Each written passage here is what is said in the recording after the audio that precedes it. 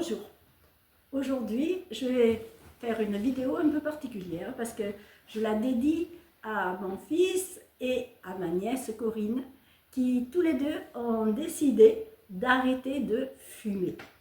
Et ça c'est une sacrée aventure parce que tout le monde sait que c'est pas facile du tout. Ce qui fait la différence bien souvent c'est la motivation. Alors quelles sont les motivations principales qui peuvent nous amener à arrêter de fumer? D'abord, c'est la santé. Parce qu'il faut bien savoir que les statistiques montrent qu'une personne sur deux qui fume risque de mourir à cause de la fumée. Alors, les maladies sont variées. Ça peut aller d'un cancer, du foie, du poumon, de maladies cardiaques, maladies pulmonaires. C'est varié, mais c'est toujours aussi mauvais. Ça, c'est quand même la principale motivation, je pense. La deuxième, c'est quand même l'argent. Parce que c'est de plus en plus cher de fumer. Ça coûte cher et ça rapporte beaucoup d'argent à l'État, vous me direz. Mais c'est surtout que, effectivement, à la fin de l'année, lorsque on se pose la question combien est-ce que j'ai dépensé d'argent, on s'aperçoit qu'on aurait pu faire un superbe, magnifique voyage avec cet argent qui est parti en fumée. Donc tout ça, ça permet souvent de dire allez, j'arrête. Mais c'est vrai que ce n'est pas si facile que ça. Donc il y a des aides. Des aides connues, comme les patchs. Corinne, par exemple, tu te mets des patchs pour t'aider. Oui. Ce qui est logique. C'est pas mauvais en soi, mais il y a quand même de la nicotine dedans. Donc pour que ça soit bon, efficace et que ce soit une aide, il faut s'astreindre à diminuer progressivement la nicotine afin qu'on arrive à se sevrer. Parce que si vous continuez pendant des années à mettre des patchs, vous en serez toujours au même niveau. D'accord, vous aurez moins de goudron, c'est déjà ça. Mais vous aurez toujours autant de nicotine et vous serez toujours l'esclave d'une molécule. Alors, il y en a qui disent, il y a aussi, j'oubliais, les gommes, les trucs, ça revient au même, il y a la nicotine dedans. C'est pas bon. C'est pas bon. En plus. Pour moi, le pire, c'est la vaporette. Vous allez me dire pourquoi. Parce que déjà, il y a toujours de la nicotine. Et puis, moi, ce que j'ai vu autour de moi, alors je ne sais pas exactement ce qu'il y a dedans, mais moi, ce que j'ai vu, et ce que vous avez certainement vu aussi, c'est que les gens qui commencent avec la vaporette, au bout d'un moment, ils l'ont toujours au bec. Beaucoup plus souvent que les cigarettes au départ. Les cigarettes, certains fumaient peut-être un demi-paquet par jour. Et puis là, qu'est-ce que vous voyez? Toute la journée, vous voyez ça? Oh, mais alors, qu'est-ce qui se passe? Alors, ce qu'il faut savoir, c'est que dans les cigarettes, il est interdit depuis 2020 d'y ajouter du sucre, du menthol et des choses pour donner du goût. Par contre, dans la vaporette, ce n'est pas du tout le cas. Il y a la nicotine, il y a des agents de goût qui vous incitent à fumer parce que c'est bon. Et puis en plus, ça sent bon, ça ne gêne pas les gens. Et petit à petit, vous vous faites avaler complètement par la vaporette. En plus, je ne veux pas être mauvaise langue et je ne peux pas me mettre ma main à couper. Mais qu'est-ce qu'il y a exactement dans ce liquide? Peut-être qu'on le saura que dans 10 ans, comme certains médicaments qu'on découvre au bout de 10 ans, qui sont cancérigènes, etc. Bon, je n'en dirai pas plus. Alors, comment faire pour s'aider à arrêter de fumer? Toi, Corinne, tu as eu recours à l'hypnose. À l'hypnose. Et tu penses que ça t'a fait du bien? Oui, je pense que ça m'a fait du bien au niveau de ma volonté. C'est déjà énorme. Parce que voilà, j'arrive à surmonter mes envies de fumer, ce qui n'était pas le cas la première fois que j'ai essayé. Très bien. Il y a l'hypnose et il y a l'acupuncture qui, paraît-il aussi, est assez efficace. Alors c'est vrai que ça demande un petit peu un investissement au départ, mais si vous arrêtez de fumer, déjà vous aurez un peu plus d'argent, vous pourrez peut-être le mettre dans 1 ou 2 séances d'hypnose ou d'acupuncture. Et il y a les plantes, bien sûr. Autrement, je ne serais pas là si ce n'était pas pour vous parler des plantes. Mais je vais d'abord vous donner quelques petits trucs qui, avec les gens avec qui j'ai parlé, sont assez efficaces. Un verre d'eau froide au moment où l'envie de fumer vous vient. paraît-il que c'est efficace, ça calme l'envie. T'as essayé toi, Corinne? Non. Non. Alors tu essayeras parce qu'il faudra que tu me dises ce que tu en as pensé. Après, il y a utiliser un stylo. Et toi, je sais que tu as ton petit truc. Tiens, montre-moi-le. On va le montrer à la vidéo. Alors, là, c'est pas un stylo, mais je fume de l'oxygène. Voilà, c'est un petit objet, vous voyez, qui permet de garder le geste et ben, au moins vous fumez l'oxygène et pas du goudron. Voilà. Autrement, si vous ne savez pas ça, ben, vous prenez, vous savez, les stylos style Bic et vous faites, vous enlevez l'encre et vous faites pareil, vous respirez comme ça, vous gardez la sensation orale de la cigarette sans en avoir les inconvénients. Après, il y a aussi la racine de réglisse. Alors, la racine de réglisse, c'est très bien parce que, pareil, ça vous laisse le geste, le petit goût dans la bouche. C'est seulement déconseillé aux gens qui ont de l'hypertension. Voilà. Mais autrement, pour le reste, c'est pas mal non plus. Alors,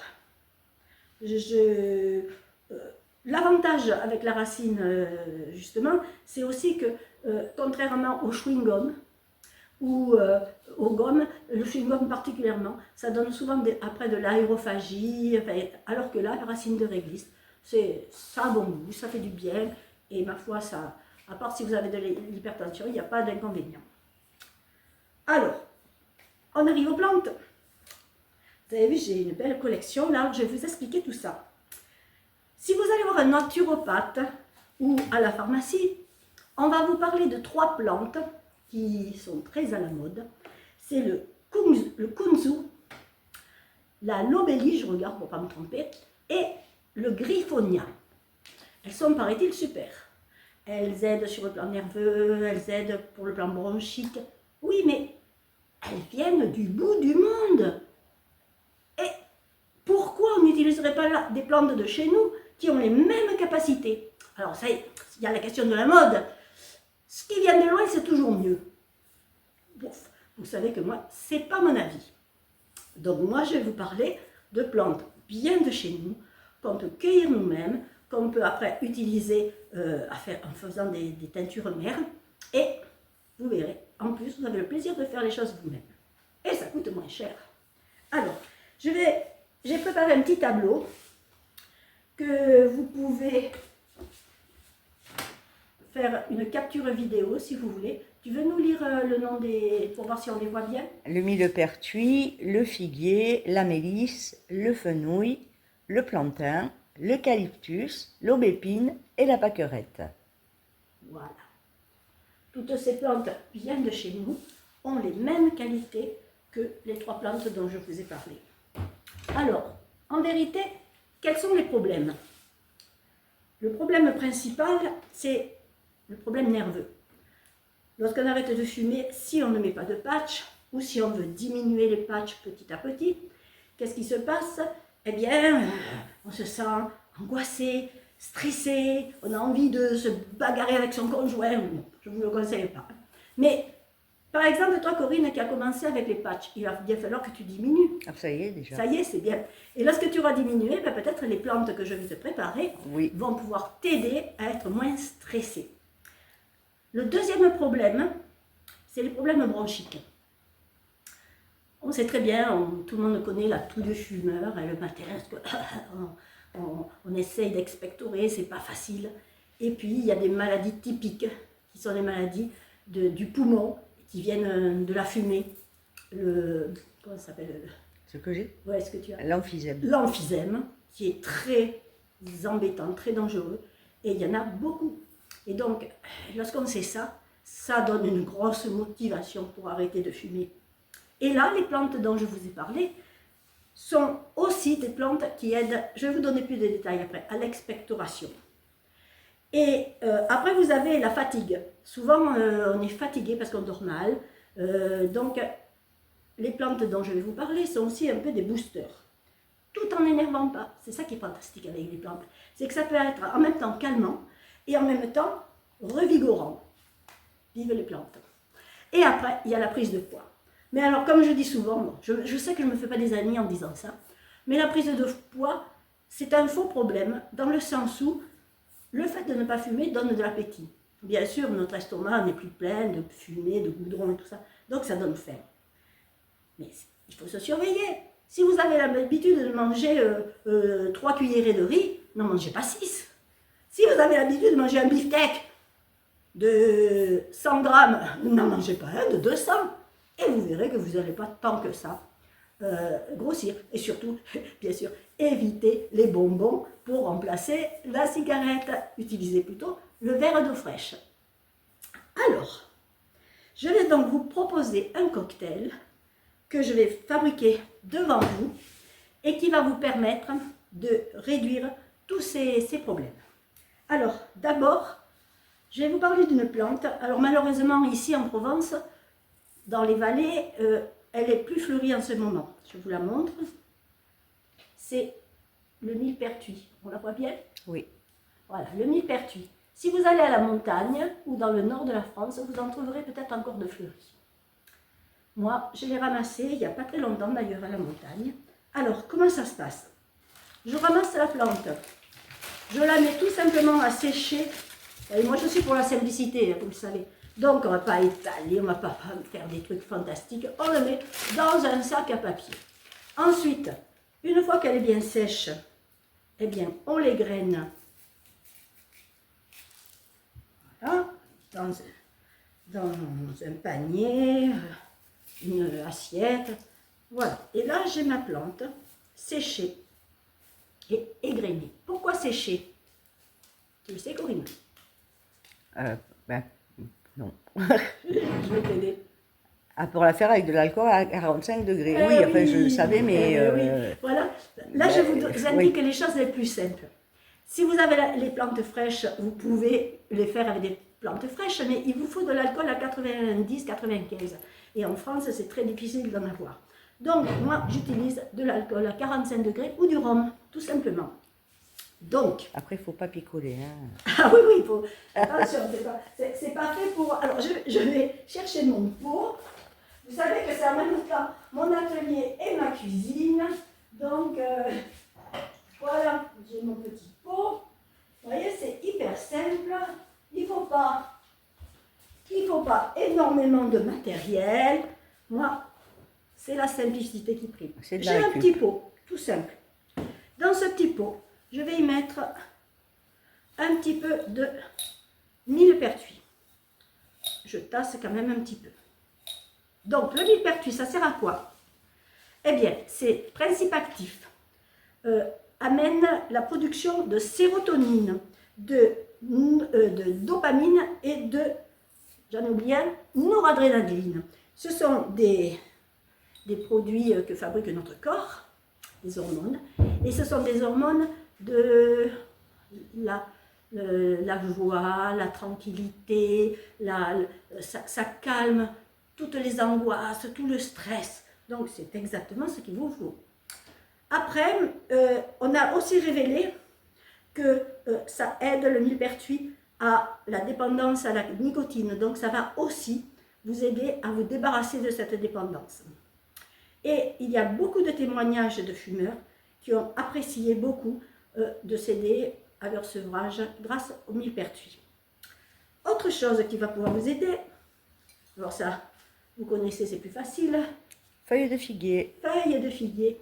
Eh bien, la feuille de figuier, figurez-vous, a exactement les mêmes propriétés au niveau du stress que le millepertuis, mais elle a en plus une autre propriété, c'est qu'elle aide à l'expectoration, notamment dans les toux grasses.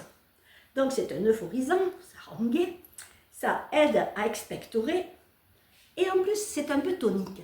Donc si vous êtes fatigué, tout ça, parce que vous n'avez pas trop bien dormi, eh bien ça va vous donner du boost. Alors, pareil, on ne va pas utiliser la plante fraîche, puisque je n'ai pas d'alcool ici à 90, je vais utiliser la plante sèche. Qu'est-ce que j'ai fait? J'ai fait sécher ma plante. Ensuite, comme je dis des fois, je l'écrapatouille en petits bouts et je la mets dans un contenant hermétique qui va me permettre d'avoir du figuier toute l'année si je veux refaire des teintures mères. Alors, on va en mettre un bon petit peu. Et je vais mettre mieux comme ça, j'écrase. Voilà, ça c'est le figuier. On continue. Est-ce que vous savez qu'est-ce que c'est cette jolie plante? Certains la confondent Avec l'ortie. avec l'ortie, justement. Mais c'est pas de l'ortie, regardez, c'est tout doux, c'est tout agréable. Et surtout, Corinne, je peux le faire sentir. Tu vas peut-être le reconnaître, je vous remonte la plante pendant ce temps. Le népéta, non? Non, c'est pas du Ah, de népéta. la mélisse. Voilà, c'est de la mélisse. Ah, mais ça c'est comme, c'est un peu de la menthe sauvage, enfin, c'est Alors, c'est de la menthe, c'est de la famille de la menthe, effectivement. comme le népéta. Mais comme le nubéta, mais elle a un petit goût de dont on fait oh zut, l'alcool. Tu sais, tu en as plein chez toi pour faire c'est un goût un peu citronné. La verveine La citronnée. verveine, voilà, je cherchais le mot. Donc c'est un peu l'odeur de la verveine. Donc ceci, ben, je ne vais pas l'utiliser fraîche, vous avez bien compris. Donc, ben, j'ai fait pareil, je l'ai faite sécher, je l'ai égrenée et je vais maintenant la mettre dans mon pot. Alors la mélisse, Et pour moi, le pot? oui, la mélisse, elle sert à quoi? Eh bien, c'est surtout, alors elle aussi c'est la détente, mais elle a en plus des qualités au niveau du sommeil. Elle va permettre un endormissement et un sommeil plus continu. Et le soir, par exemple, la nuit, ben, vous aurez des nuits plus douces, notamment en période où vous arrêtez les patchs, où vous diminuez la nicotine. La mélisse va énormément vous aider. Et on va terminer par quelque chose que j'adore. Vous savez, ces plantes dont je viens de vous parler, elles sont bonnes pour ça, mais elles sont tellement bonnes pour des tas d'autres choses.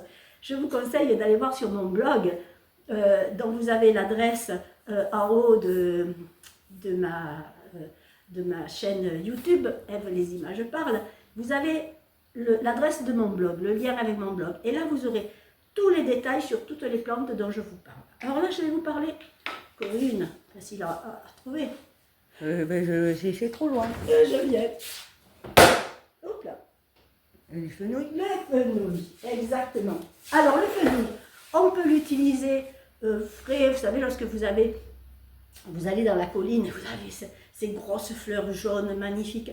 Moi j'attends qu'elles forment les graines, parce que finalement, toutes les qualités sont dans la graine, et ça prend moins de place que de garder des tonnes de feuilles de fenouil. Mais les propriétés sont les mêmes.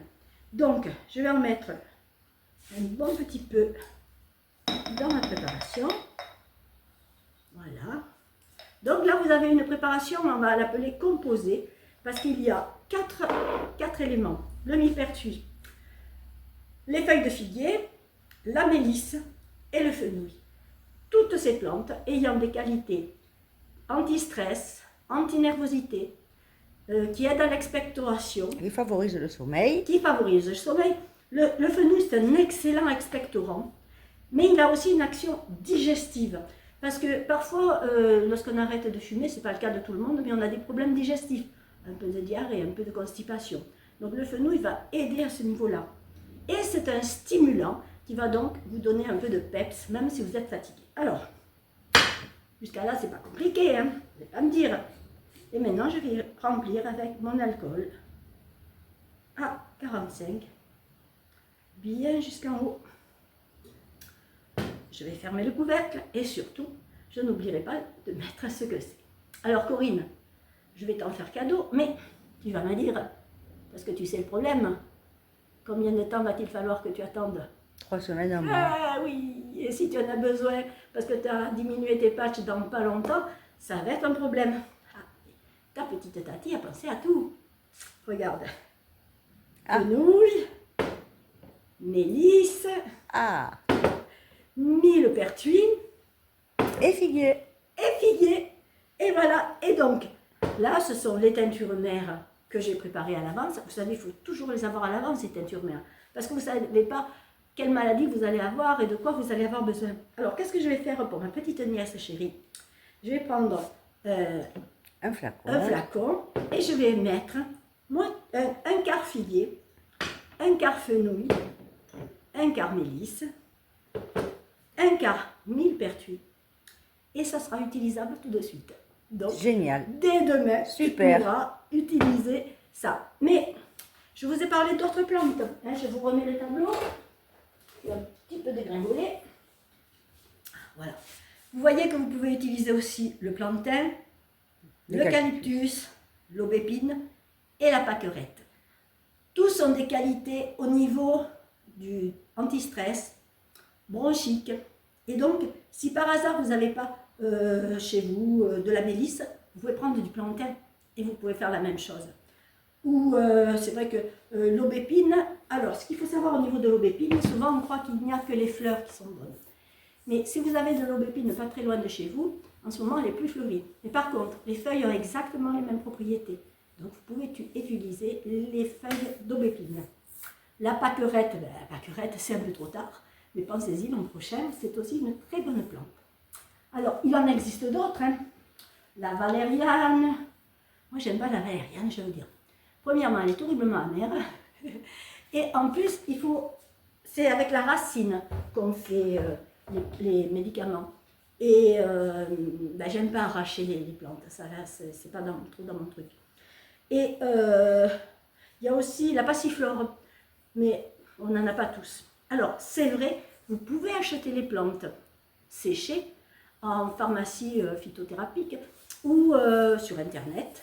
Donc, si vous n'avez pas pu ramasser toutes les plantes, si vous n'en avez que 3, c'est déjà bien. Hein. Même 2, c'est déjà mieux que rien. Autrement, vous pouvez les commander. Vous pouvez aussi acheter les teintures mères déjà faites. Alors, par contre, petit détail qui fait souvent un petit quai, je suis contre 2 choses. Je ne peux pas dire que je suis contre, mais j'aime moins. Les tisanes.